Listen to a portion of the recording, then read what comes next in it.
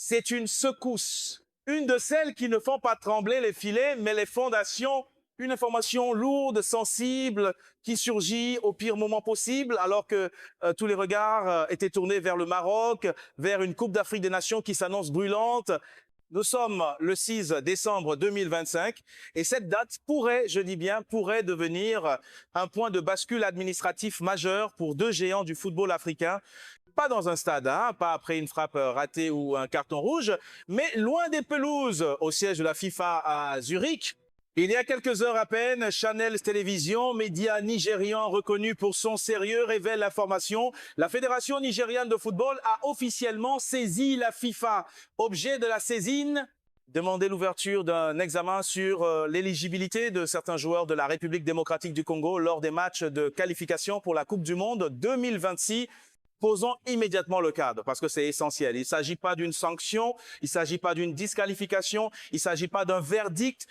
Nous sommes au tout début d'une procédure administrative, une enquête, un dossier jugé recevable. Rien de plus, mais surtout rien de moins. Car dans le football moderne, il y a un mot qui fait trembler toutes les fédérations du monde, inéligibilité. On pensait l'histoire écrite. Le Nigeria avait manqué sa campagne, résultat insuffisant, jeu décevant, espoir mathématiquement éteint. À Lagos comme à Abuja, la colère des supporters avait remplacé les rêves de qualification. De l'autre côté, la RDC avait fait le travail sérieusement, méthodiquement. Les Léopards avaient sécurisé leur position, redonné une fierté immense à tout un peuple qui attend ce retour au mondial depuis plus de 4 décennies. Une belle histoire, une histoire de terrain, une histoire qu'on pensait définitive, mais voilà que le Nigeria refuse de mourir, voilà que la fédération nigériane abat sa carte la plus radicale, la plus redoutée, le tapis vert. Ce n'est plus du football, c'est du droit de l'administration, de la politique sportive de très haut niveau. Et c'est là que cette affaire devient capitale pour tout le football africain. Pourquoi? Parce que le Nigeria ne conteste pas un but, il ne conteste pas une domination tactique. Il conteste la légalité administrative de certains joueurs alignés par la RDC. Autrement dit, non pas ce qui s'est passé sur le terrain, mais qui avait le droit d'y être. La RDC, comme beaucoup de nations africaines, s'appuie fortement sur sa diaspora, des binationaux formés en France, en Belgique, en Suisse, des joueurs qui choisissent de porter le maillot des Léopards par conviction, par identité, par cœur. C'est une force immense. Mais c'est aussi, et le Nigeria le sait parfaitement, un terrain miné sur le plan administratif. Car pour qu'un joueur ayant évolué dans les catégories de jeunes d'une autre sélection puisse changer d'association sportive, la procédure FIFA est d'une rigueur implacable. Documents, délai, validation, renoncement formel. La moindre erreur, une date, un formulaire, une validation tardive peut rendre un joueur inéligible. Et là, la sanction est automatique. Match perdu par pénalité 3-0. Selon les informations qui circulent, la fédération nigériane affirme avoir identifié une faille, une erreur, un oubli. Peut être une question de date de nationalité. Peut être un flou lié au droit congolais, longtemps ambigu sur la double nationalité. Le Nigeria joue précisément sur cette zone grise. Et si, hypothèse, données non précisées officiellement, la FIFA applique le règlement à la lettre, les conséquences seraient vertigineuses. Perdre 2 matchs sur tapis vert, c'est 6 points qui disparaissent. 6 points, c'est un gouffre. Un classement bouleversé et mécaniquement un bénéficiaire potentiel. Le Nigeria, c'est un braquage administratif à ciel ouvert, une tentative de renverser l'histoire, non pas avec Osimhen, Lookman ou Boniface, mais avec des avocats et des articles de règlement. Désespéré peut être, mais pas irréaliste.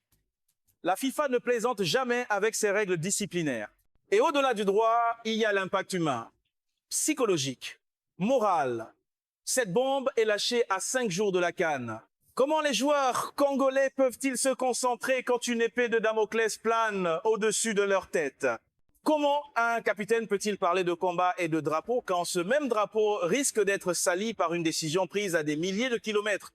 C'est une déstabilisation majeure. Une guerre mentale, le timing n'est pas un hasard. En lançant cette procédure maintenant, le Nigeria installe le doute, sème la peur, fragilise un rival au moment où il devrait être totalement concentré. Mais attention, c'est aussi un pari extrêmement risqué pour Abuja. Parce qu'en agissant ainsi, la fédération nigériane envoie un message implicite au monde entier. Nous n'avons pas été assez bons sur le terrain. Et cette image, pour une nation qui a fait rêver l'Afrique dans les années 90, est lourde à porter. Dans la suite, on va entrer dans le cœur du dossier, les précédents historiques, les responsabilités des fédérations, les chances réelles de chaque camp, et surtout ce que cette affaire dit du football africain moderne, pris en étau entre passion populaire et bureaucratie mondiale. Maintenant, la question n'est plus seulement qui mérite sportivement. La question est qui survivra administrativement. Alors passons maintenant à ce que tout le monde redoute et à ce que tout le monde doit comprendre pour juger cette affaire avec lucidité. Les précédents, le droit et les responsabilités réelles.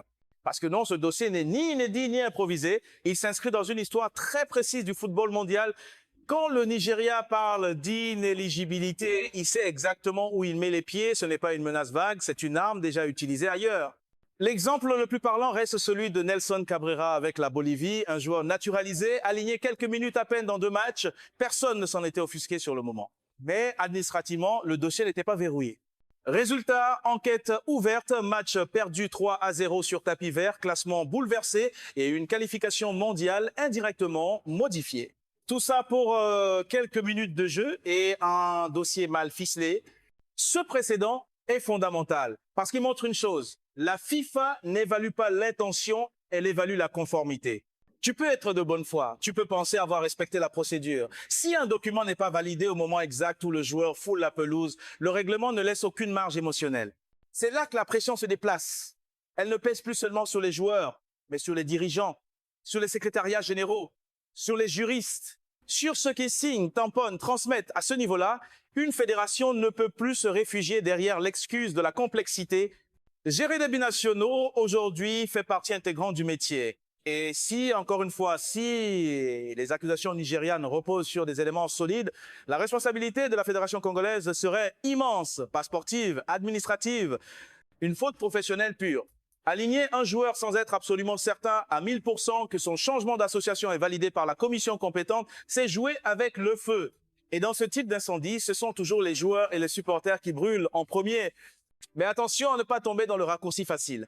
La jurisprudence FIFA est loin d'être binaire. Il y a la lettre de la loi, oui, mais il y a aussi son interprétation, les dates exactes, les notifications officielles, les preuves de réception, la distinction entre validation formelle et validation implicite. C'est un champ de bataille d'experts. Une guerre de dossier, pas de crampons. La RDC n'est pas désarmée. Elle dispose d'arguments. Elle peut plaider la conformité des procédures. Elle peut démontrer que les validations ont été faites dans les délais. Elle peut invoquer la bonne foi, documents à l'appui. Et surtout, elle peut rappeler que la FIFA elle-même a parfois laissé jouer des situations similaires avant de les clarifier plus tard, sans sanction rétroactive. C'est pour cela que cette enquête est lourde de sens. Le dossier est jugé recevable. Cela signifie qu'il n'a pas été balayé d'un revers de main, mais recevable ne veut pas dire fondé. Et c'est là toute la nuance que beaucoup oublient dans la tempête médiatique. Pendant ce temps, la CAN arrive et cette affaire agit comme un poison lent. Chaque conférence de presse de la RDC sera parasitée. Chaque victoire sera accompagnée d'un astérisque invisible. Chaque défaite sera interprétée comme une conséquence psychologique de la procédure. Le vestiaire congolais va devoir gérer quelque chose d'extrêmement difficile, jouer avec la certitude d'avoir gagné sur le terrain, mais sans garantie que cette victoire sera reconnue dans les bureaux. Et du côté nigérian ? L'espoir renaît, mais il est fragile parce que cette stratégie, si elle échoue, laissera une trace profonde. Elle transformera une élimination sportive en humiliation morale. Aux yeux de beaucoup, le Nigeria passerait du statut de géant déchu à celui de mauvais perdant procédurier. Et dans un continent où l'honneur sportif compte encore énormément, cette image peut coûter cher à long terme. Mais le football moderne ne vit plus seulement d'honneur, il vit d'argent. Une qualification à la Coupe du Monde, ce sont des millions. Des sponsors, une visibilité mondiale, une survie économique pour une fédération. Et dans ce contexte, les états d'âme passent après les bilans comptables. Dans la suite, on va aller encore plus loin. On va analyser les scénarios possibles, les signaux à surveiller et surtout les conséquences politiques, sportives et symboliques pour le football africain dans son ensemble. Parce que ce dossier dépasse largement le Nigeria et la RDC. Il parle de pouvoir, d'influence et de la manière dont le football africain est perçu et parfois jugé sur la scène mondiale. Dans un instant, on va voir comment cette affaire pourrait redessiner les rapports de force à la CAF et pourquoi, quoi qu'il arrive, le perdant ne sortira pas seulement du classement. Dans la suite, il faut élargir le cadre parce que cette affaire n'est plus seulement un duel Nigeria-RDC. Elle est devenue un test grandeur nature pour le football africain, pour ses équilibres internes, pour sa crédibilité internationale et même pour sa capacité à protéger ses propres compétitions. D'abord, il y a la dimension politique au sein de la CAF. Deux poids lourds, deux blocs d'influence. Le Nigeria, géant anglophone, puissance démographique, économique, historique du football africain. La RDC, géant francophone au cœur du continent, réservoir de talent, nation en pleine réaffirmation sportive. Ce type de conflit ne reste jamais isolé. Il fracture des alliances, force des fédérations à choisir des camps, crée des silences gênés dans les couloirs. Officiellement, la CAF ne décide pas pour les qualifications mondiales. Officieusement, elle observe, elle anticipe, elle redoute surtout un scandale qui éclabousserait tout le continent. Car, il faut le dire clairement, une disqualification de la RDC sur tapis vert serait un désastre d'image. Encore une fois, on ressortirait les vieux clichés. Désorganisation, amateurisme administratif, incapacité à gérer les dossiers, peu importe que le Nigeria ait utilisé un levier légal, la perception internationale serait cruelle. Et ce serait tout le football africain qui en paierait le prix symbolique. Mais à l'inverse, si la plainte nigériane est rejetée, le message sera tout aussi fort. Cela signifierait que le terrain a parlé et que le droit n'a pas été instrumentalisé avec succès. Ce serait une victoire morale pour la RDC, mais aussi une alerte générale pour toutes les fédérations africaines. Désormais, chaque détail administratif peut devenir une arme. Il y a aussi un aspect humain qu'on oublie trop souvent, les joueurs concernés, ceux sur lesquels planent les soupçons. Des binationaux, souvent jeunes, qui ont choisi la RDC parfois contre l'avis de leurs agents, parfois au détriment de leur carrière européenne. Ces joueurs-là vivent un cauchemar silencieux. Ils portent peu être malgré eux la responsabilité symbolique d'une élimination potentielle de tout un pays. Et ça, mentalement, c'est violent. Ce sont des footballeurs, pas des juristes. Leur rêve, c'était de jouer pour un peuple, pas de devenir un dossier FIFA. Et puis, il y a la FIFA. Gianni Infantino et ses équipes sont face à une équation extrêmement délicate. L'Afrique est un continent clé électoralement et stratégiquement. Une Coupe du Monde sans le Nigeria, c'est un manque à gagner en audience. Mais une Coupe du Monde avec une RDC éliminée sur tapis vert après avoir gagné sur le terrain, c'est une injustice ressentie, un ressentiment durable. La FIFA devra trancher en droit, uniquement en droit. Mais personne n'est dupe, la pression politique sera immense. Très probablement, la FIFA va temporiser, laisser la CAN se dérouler, éviter une décision explosive en pleine compétition continentale, puis rendre un verdict dans un contexte plus calme.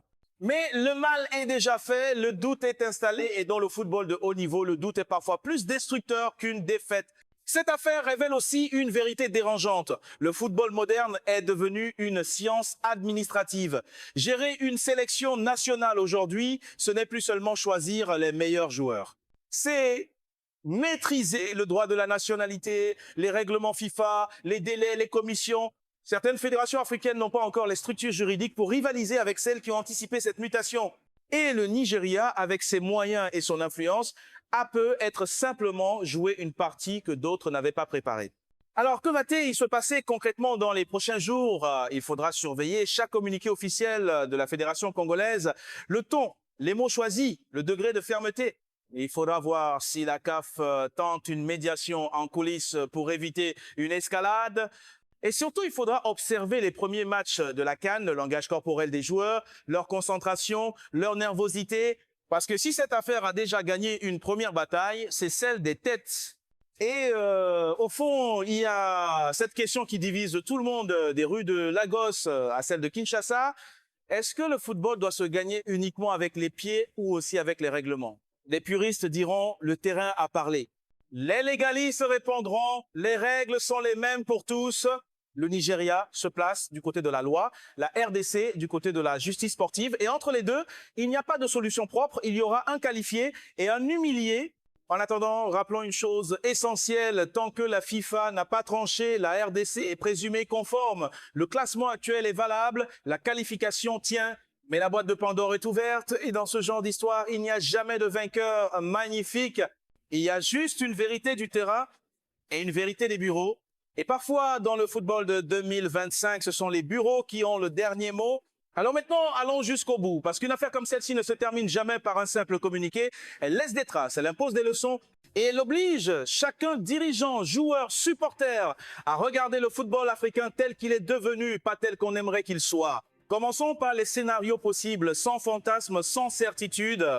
Premier scénario, la plainte nigériane est rejetée. La FIFA estime que les procédures ont été respectées, que les documents étaient valides au moment des matchs. Dans ce cas, la RDC sort renforcée, sportivement, moralement, symboliquement. Le Nigeria, lui, sort affaibli, non pas parce qu'il a perdu, mais parce qu'il aura tenté le tout pour le tout sans succès. Cette option calmerait temporairement les tensions, mais laisserait un goût amer. La relation entre les deux fédérations serait durablement abîmée. Deuxième scénario, la FIFA identifie une irrégularité claire, pas une interprétation floue, une erreur factuelle, un délai non respecté, et là le règlement tombe froid, automatique.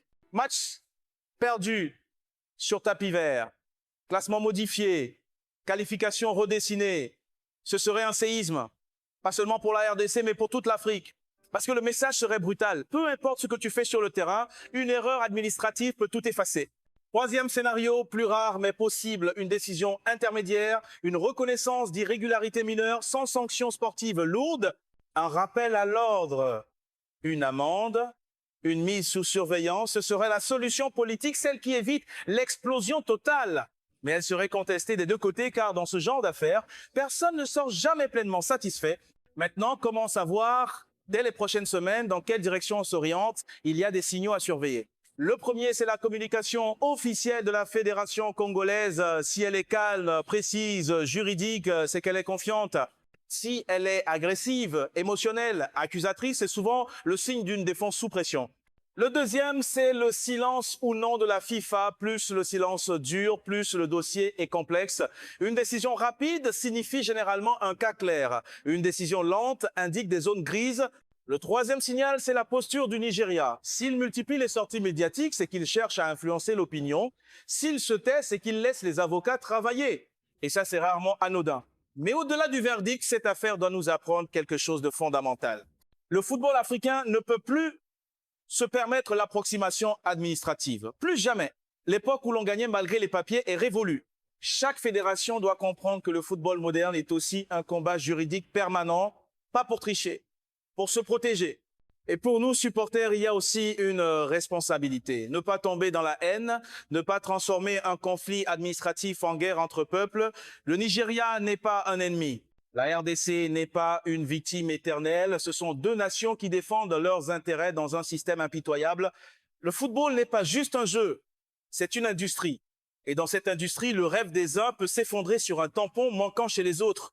Gardons une chose en tête surtout, tant que la FIFA n'a pas statué, rien n'est perdu, rien n'est gagné. La présomption d'innocence existe aussi en sport, le terrain a parlé. Le tribunal, lui, n'a pas encore siégé. Et quand il siégera, il ne fera pas de sentiments. Il ne regardera ni les larmes, ni les chants, ni les drapeaux. Il regardera des dates, des signatures, des règlements. C'est dur, c'est froid, c'est parfois injuste, mais c'est la réalité du football business de 2025. Le rêve du mondial 2026, pour certains, ne tient plus qu'à la validité d'un passeport. Et dans cette histoire, il n'y aura pas de vainqueur heureux. Il y aura juste un qualifié et un peuple qui devra encaisser. Avant de conclure, un rappel important, pas de haine, pas d'insultes, pas de raccourcis. Vérifiez les sources, respectez le fair play. Le football reste un jeu, même quand il devient une guerre de dossiers. Si cette analyse t'a aidé à mieux comprendre les enjeux, pense à t'abonner, à liker et surtout à partager ton point de vue en commentaire. Le débat mérite mieux que l'écrit. Et reste bien là. La prochaine analyse pourrait bien revenir sur ce que la CAN nous dira sur le terrain cette fois.